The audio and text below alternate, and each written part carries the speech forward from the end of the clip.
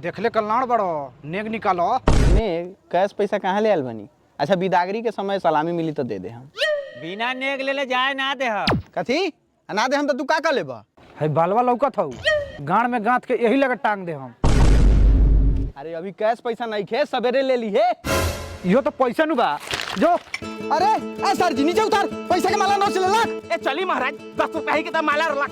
हाँ साले तोर बाप दहेज दे ले उरे साला। दहेज के बात करम तो अभी ए तही से बात में घुमा दे। आई ला तब पैसा कितना बार मिलाई? ए हट जान जोखिम में डाल के छीन ले बनी। जीजा के गाले आजकल पचकल पंप से फूला दो जी। अचकल पचकल गाल तो फूलल बा। ओ छोटी सा मजाक करता। कुत्ता बन चॉकलेट से मना दो जीजा तुमको